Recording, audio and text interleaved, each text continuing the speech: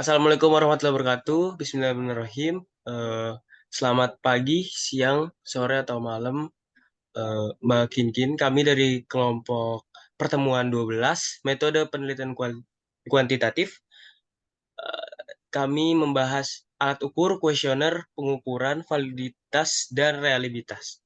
Eh, Sebelumnya, izinkan saya memperkenalkan kelompok kami terlebih dahulu, yaitu ada saya Ahmad Rizky, lalu ada Amalia Khairani, lalu ada Anissa Rahma, dan ada Victoria Kusumasidi.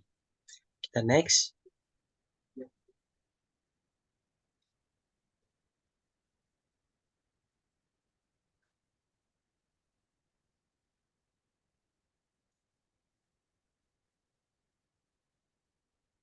Oke, kelompok kami membahas yang pertama, kita akan membahas table of content dari introduction dari materi kami terlebih dahulu. Lalu ada indeks, skala, dan typologi. Lalu ada kuesioner, validity test, reliability, studi kasus, conclusion analysis, dan penutupan. Selanjutnya, saya akan serahkan kepada teman saya, Anissa.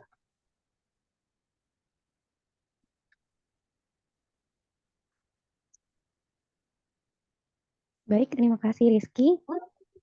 Materi pertama yang akan saya sampaikan adalah mengenai bab Index, Scales, and Typologies yang terdapat di halaman 155 buku The Practice of Social Research 14th edition oleh Earl Baby.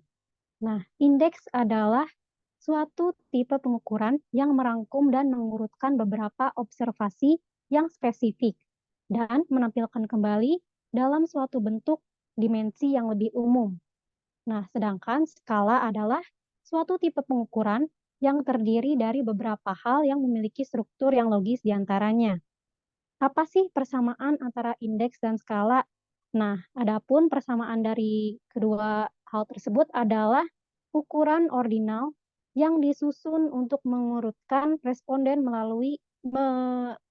menurut variabel tertentu, misalnya seperti status ekonomi, prasangka, atau tingkat intelektual. Persamaan berikutnya yaitu ukuran gabungan dari suatu variabel yang didasarkan pada beberapa pertanyaan. Untuk perbedaannya, perbedaan indeks dan skala itu dibedakan oleh cara penentuan skor. Jadi, indeks itu skornya merupakan akumulasi dari semua item dalam suatu variabel.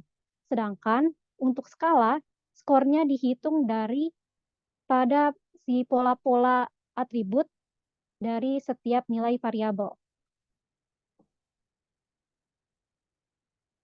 Nah, untuk konstruksi indeks, ini terdapat langkah-langkah yang harus ditempuh. Langkah pertama yaitu item selection.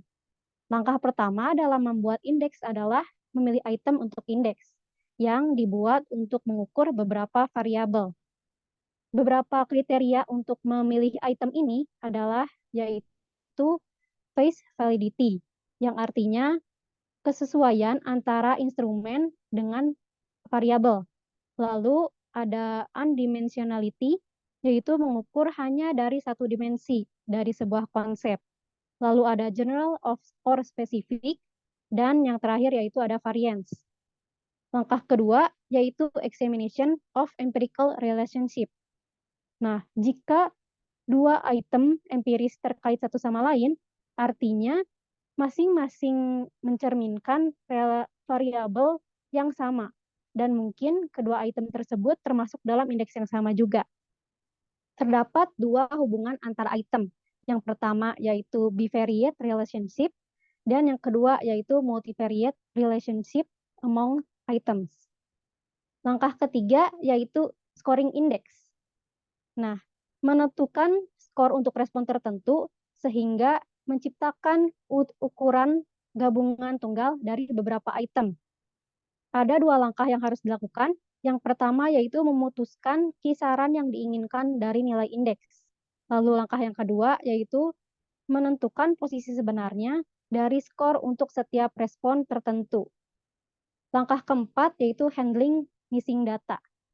Hilangnya data dapat menyebabkan masalah dalam tahap analisis, terlepas dari metode pengumpulan data yang digunakan.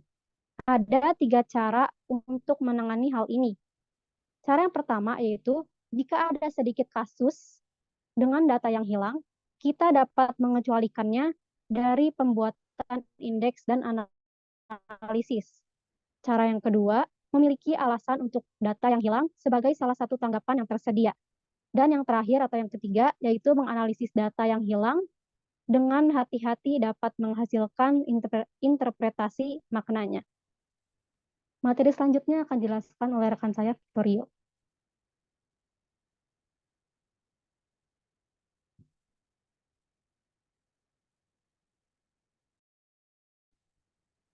Oke, selanjutnya ini kita akan membahas mengenai validitas dan juga skala.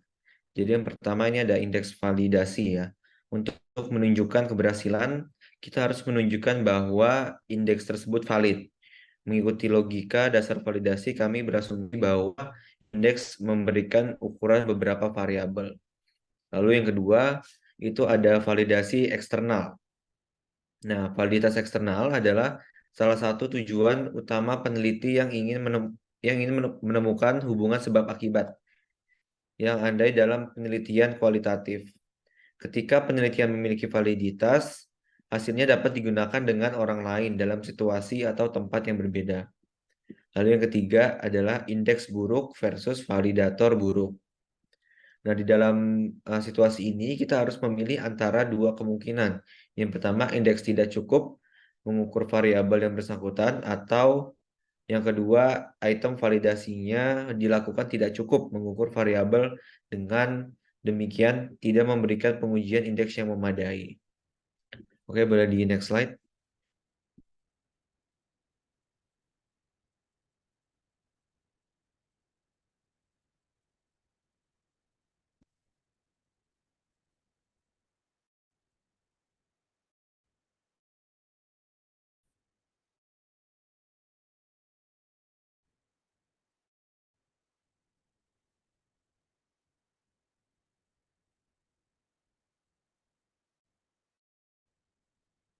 Boleh di next slide.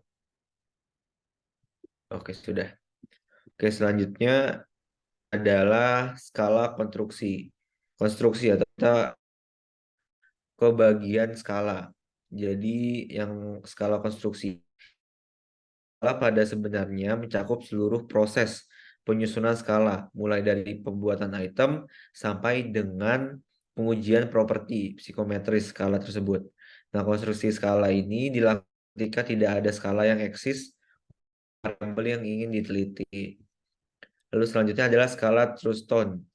Nah, skala Truston ini dibuat oleh Louis Truston adalah upaya untuk mengembangkan format untuk menghasilkan kelompok indikator suatu variabel yang setidaknya memiliki struktur empiris di antaranya mereka. Skala Truston biasanya terdiri dari serangkaian pernyataan berkaitan dengan topik tertentu. Lalu selanjutnya adalah skala Likert. Nah, skala ini dapat. Skala ini digunakan melalui tujuan.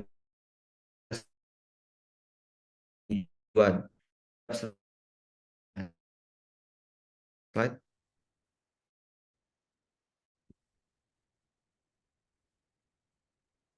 Oke, yang kedua, yang skala diferensial semantik. Nah, diferensial semantik adalah atau kuesioner yang meminta orang untuk menilai suatu produk, perusahaan, merek, atau entitas apapun dalam bingkai opsi penilaian multipoint. Nah, selanjutnya yang terakhir adalah skala Goodman atau Goodman. Nah, skala ini disebut juga penskalaan kumulatif atau dapat diurutkan secara hierarkis. Sikap ekstrim responden yaitu sangat positif atau negatif terhadap subjek yang ada. Skala ini digunakan oleh peneliti dalam situasi yang memerlukan skala unidimensi untuk kontinum pendapat. Oke,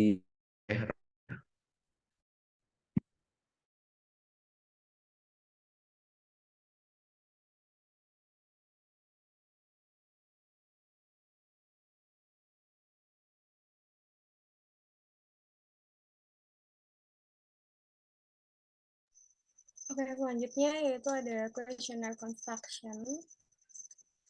Jadi dalam membuat questionnaire, kita harus observasi dulu dan hal-hal yang berkaitan dengan penelitian. Ya, questionnaire itu biasa digunakan untuk observasi dan hal-hal yang berkaitan dengan penelitian sosial. Nah, meskipun questionnaire terstruktur itu sangat penting ya, dan paling berhubungan langsung dengan penelitian survei, tapi questionnaire ini biasa digunakan untuk eksperimen, penelitian lapangan, dan juga aktivitas pengumpulan data lain. Jadi pembuatan questionnaire ini merupakan salah satu keterampilan praktis yang penting bagi peneliti. Nah, tapi dalam menyusun questionnaire ini ada beberapa aturan-aturan yang harus dimengerti. Pertama yaitu format questionnaire harus disusun sistematis agar tidak membingungkan responden. Kemudian questionnaire juga harus diberi jarak antar masing-masing pertanyaan. Lalu yang ketiga, tata letak pada questionnaire harus rapi, tidak boleh menempatkan lebih dari satu pertanyaan dalam satu baris. Lalu yang terakhir, tidak menyikat kata-kata pada pertanyaan yang ingin diajukan. Oke, selanjutnya.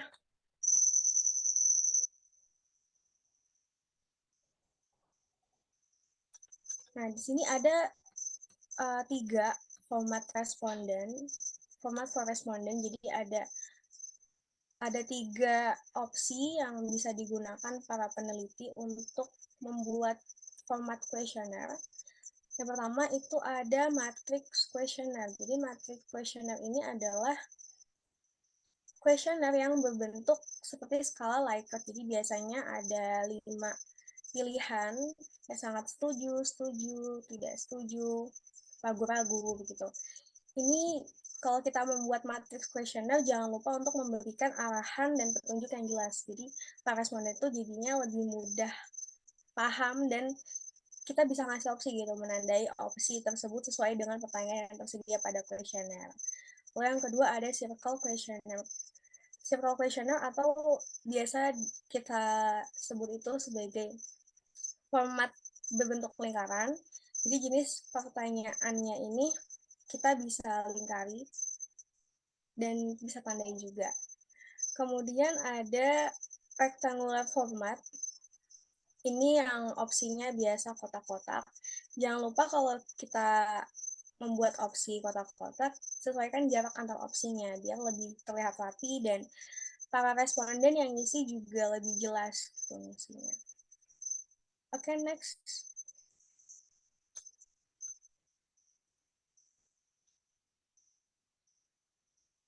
Oke, yang selanjutnya yaitu adalah aturan untuk membuat contingency questionnaire. Jadi contingency questionnaire ini adalah pertanyaan berkelanjutan yang menanyakan tentang serangkaian topik tertentu. Misal, apakah kamu pernah mengikuti rapat di organisasi X? Lalu pertanyaan keduanya, seberapa sering rapatnya diadakan dalam seminggu? Nah, biasanya pertanyaan selanjutnya itu akan bergantung pada jawaban si responden itu. Kalau misalkan responden menjawab tidak untuk pertanyaan apakah kamu pernah mengikuti rapat di organisasi X, maka pertanyaan seberapa sering rapatnya diadakan dalam seminggu itu tidak akan ditanyakan lagi oleh interviewer atau para penelitinya. Gitu. Nah, jenis format questionnaire ini tentunya memang sangat memudahkan kita karena mereka cukup menjawab pertanyaan-pertanyaan yang relevan dengan apa yang mereka alami. Nah, aturan-aturannya yang pertama, berikan instruksi atau petunjuk yang jelas pada setiap segmen. Jadi, pada lembar questionnaire, tulis di atas aturan-aturan dan petunjuk yang harus diisi gitu. Kemudian yang kedua, tempatkan petunjuk tepat di setiap halaman questionnaire. Lalu yang terakhir, pisahkan dari jenis pertanyaan dengan format lainnya. Oke, next.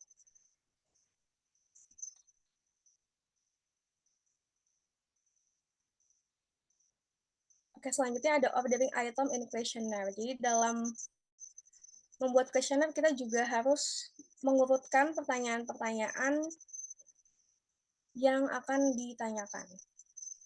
Contohnya di sini, apakah apabila kita ingin menyajikan pertanyaan tentang kekhawatiran masyarakat terhadap ancaman terorisme di Amerika, pertanyaan yang seharusnya didahulukan adalah pertanyaan seperti yang pertama, tuliskan apa yang menurut Anda mewakili ancaman terbesar Amerika Serikat saat ini. Baru, seberapa sering Anda mengkhawatirkan ancaman terorisme terhadap Amerika Serikat? Ini karena kalau misalkan kita naruh pertanyaan yang B duluan sebelum yang A, ditakutkan nanti para responden itu akan berpikir kalau ancaman terbesar dari Amerika itu salah satunya adalah teroris. Jadi biar kita tidak mengubah pandangan atau persepsi dari para responden ini, kita mendahulukan pertanyaan yang A dulu, baru yang B. Gitu. Dan di sini juga menurut Edwin Benton dan John Daly mengemukakan bahwa responden yang memiliki pendidikan lebih rendah itu akan lebih mudah terpengaruh dengan urutan pertanyaan dalam kuesioner dibandingkan dengan responden yang memiliki riwayat pendidikan lebih tinggi. Oke, next.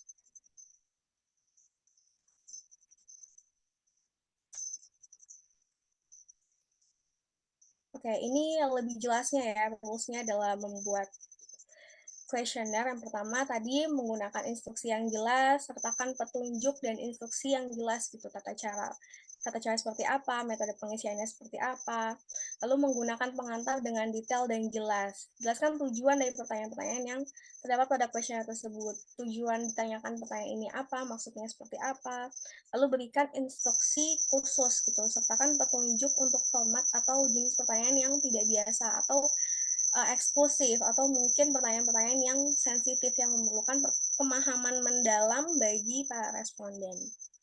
Oke, boleh di next.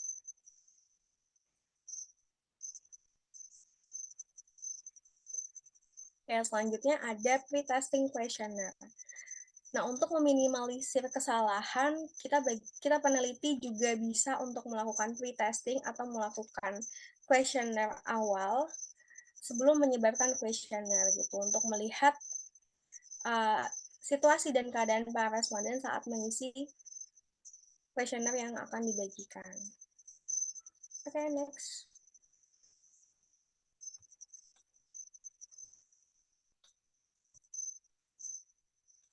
Oke, terakhir ada self-administered questionnaire. Nah, karena sekarang kita udah canggih, kita bisa pilih media mana yang bisa digunakan untuk membuat questionnaire. Salah satunya mungkin ada Google Form, ada SurveyMonkey ya.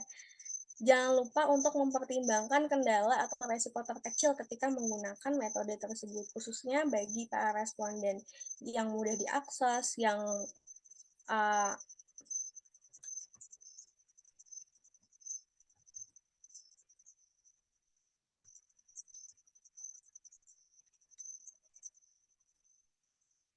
ketika hendak mengirimkan questionnaire kepada responden, kita juga harus memperhatikan medianya gitu. Harus mempertimbangkan proses pengembalian questionnaire hingga sampai kembali kepada kita. Jadi perhatikan metode yang paling cepat dan mudah bagi para responden agar questionnaire yang kita kirimkan memiliki peluang lebih besar gitu untuk dikembalikan. Oke, next.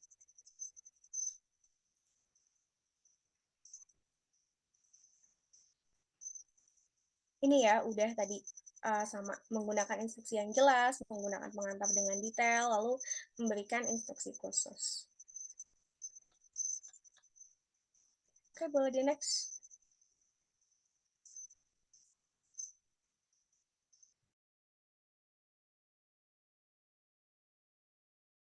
Silakan selanjutnya.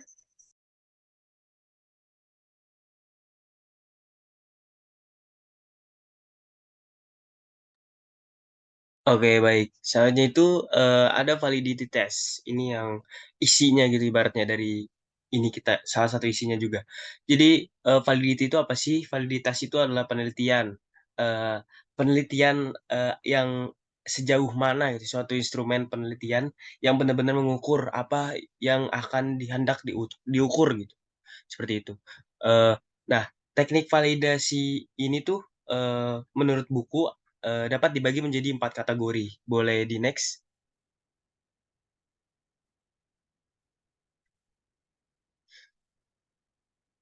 Nah, berikut adalah 4 teknik kategori validasi. Yang pertama ada validitas isi, yang kedua ada validitas konstruk, yang ketiga validitas kriteria, dan yang terakhir ada validitas eksternal. Boleh di next.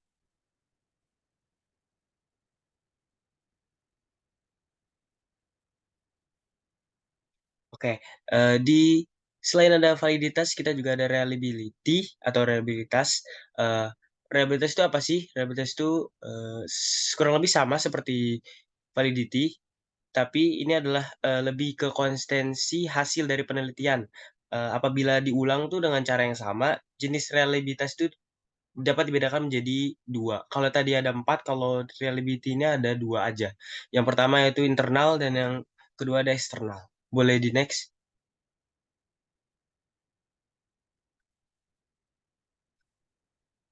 Oke, soalnya ada 8 primary strategis validity dan reliability. Ada 8 strategis keutamaan dari validitas dan reliabilitas. Yang pertama itu ada atur sumber daya yang berbeda. Yang kedua, gunakan member check untuk mengetahui keakuratan dari hasil yang akan kita jalani. Yang ketiga, gunakan deskripsi yang kaya dan yang luas gitu, yang berani untuk mengkomunikasikan hasil.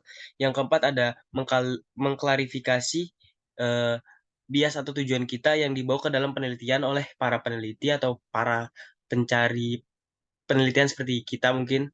Selanjutnya yang kelima adalah sajian informasi negatif atau tidak pantas yang bertentangan dengan topik. Dan yang keenam, menghabiskan banyak waktu di lapangan atau luar ketika kita melakukan penelitian. Yang ketujuh, menggunakan pembekalan untuk meningkatkan akurasi akuntansi. Dan yang terakhir, ada undang auditor atau eksternal untuk meninjau keseluruhan dari proyek kita. Boleh di next. Selanjutnya akan saya serahkan pada rekan saya Victorio. Oke, baik. Selanjutnya adalah studi kasus yang kelompok kami berikan, yaitu adalah studi kasus kebocoran 15.000 data nasabah Bank BSI akibat serangan ransomware.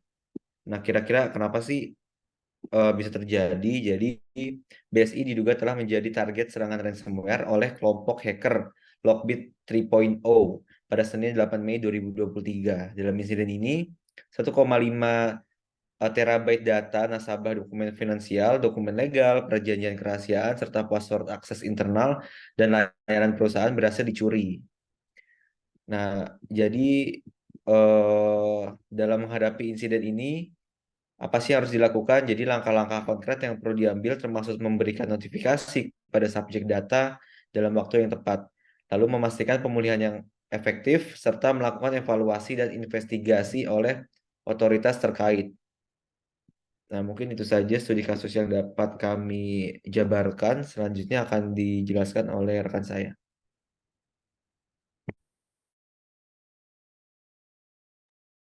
Baik, terima kasih Victorio. Jadi berdasarkan paparan studi kasus yang telah disampaikan tadi, kami telah melaksanakan analisis yang berdasarkan materi yang sudah kami bahas sebelumnya. Jadi sebagai seorang peneliti juga perlu memahami dan mengetahui jenis-jenis aplikasi, platform, ataupun website yang aman dan terjamin untuk digunakan sebagai media pengumpulan data, agar hal-hal seperti kebocoran data dan kehilangan data di tengah-tengah perjalanan tidak terjadi. Para peneliti dapat riset terlebih dahulu terkait media atau platform yang memiliki fitur mumpuni sesuai dengan kebutuhan, serta aman dan sudah memiliki proteksi yang kuat, sehingga sebagai peneliti dapat memberikan jaminan keamanan data bagi para responden yang hendak memberikan datanya kepada kita. Data nasabah yang bocor mencakup informasi seperti nama, nomor HP, alamat, nomor rekening, saldo rata-rata, biaya transaksi, pekerjaan, dan tanggal pembukaan rekening yang sudah pasti datanya itu valid. Peneliti disarankan bahkan kalau bisa diwajibkan untuk menggunakan beberapa pendekatan meningkatkan kemampuan dan pemahaman peneliti terhadap hasil dari data-data yang sudah terkumpul.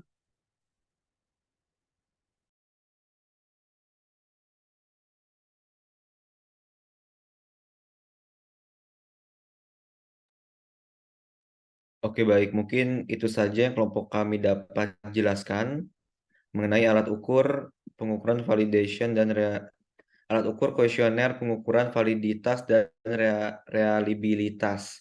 Mungkin buat teman-teman yang ingin bertanya, boleh langsung chat di kolom komentar YouTube. Nanti akan kami jawab. Oke. Selebihnya mohon maaf, kurang lebihnya mohon maaf. Wassalamualaikum warahmatullahi wabarakatuh. Waalaikumsalam warahmatullahi wabarakatuh. Terima kasih teman-teman.